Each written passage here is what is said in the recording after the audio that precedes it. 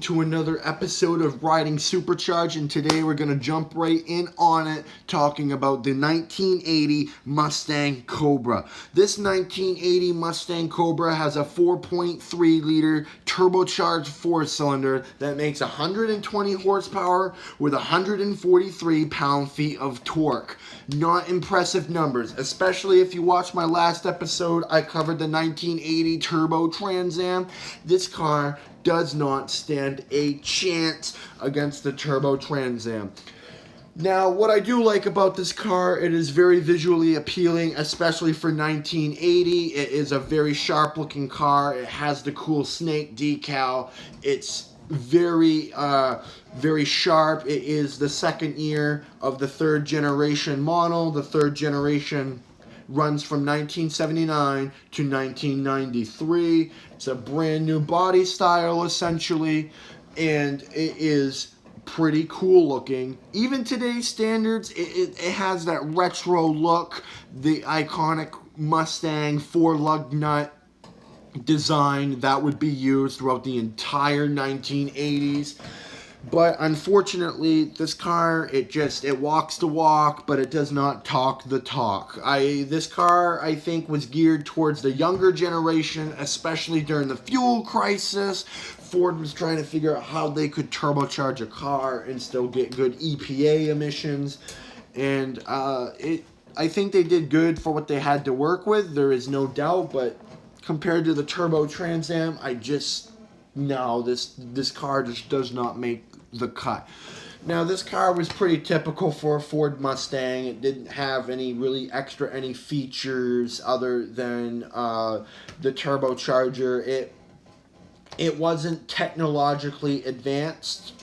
It had standard equipment for a regular sports car of 1980. There was better handling and suspension because the turbocharger was more torquey than the V8, but it was still relatively pretty standard for a Mustang of that time.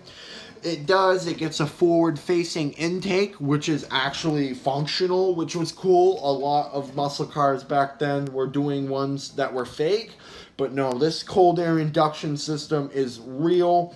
This car does have some pretty good bragging rights, but nowhere near the amount of bragging rights as the 1980 Turbo Trans Am. This car is still one of my most favorite Mustangs. I really like quirky Mustangs personally, and this is pretty quirky, but it still is pretty cool. Now, this Mustang is pretty rare. They were only made from 79 to 81, and they were discontinued due to, again, turbocharger problems.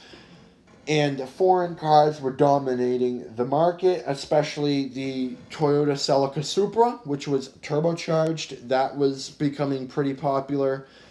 But back then, unlike they have now, they have YouTube videos about cars. They didn't have that back then. They had magazines, and you had to be a pretty big gearhead to read all the automotive magazines and watch all the car commercials back then to know what was coming out. The average Joe probably wouldn't have known about a Toyota Celica Supra Mark II or whatever, but some people did.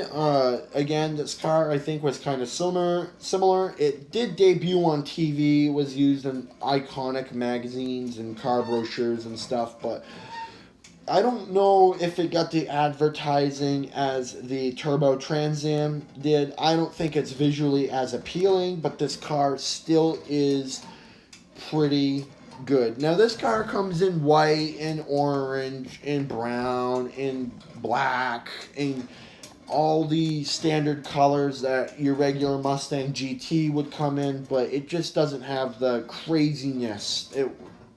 It was more subtle, I think. The design of it looks way more subtle than a regular muscle car.